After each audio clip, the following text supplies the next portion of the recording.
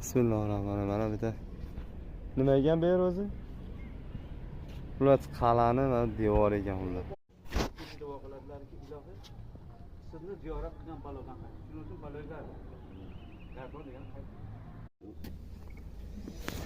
Mana zindon ekan hozirgi tashqarisini videoga olgan joyimiz ichida.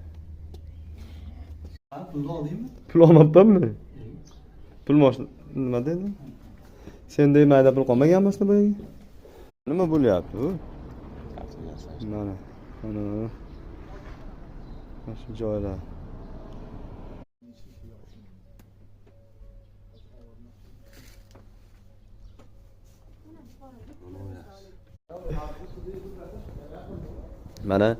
Mana shu darvozani, mana tarixiy darvoza ekan. Mana shuni Amir Olimxon 18 yordam bergan.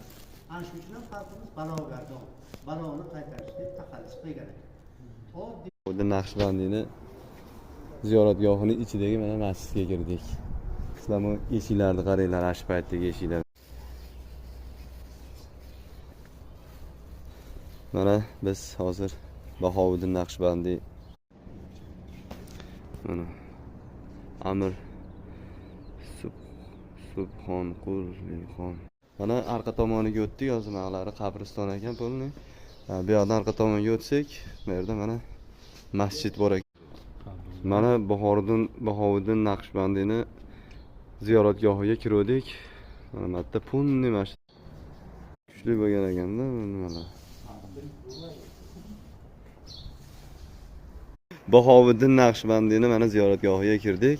Mana bu hammaga taniqli bo'lgan bir misralar, she'r naqalarida.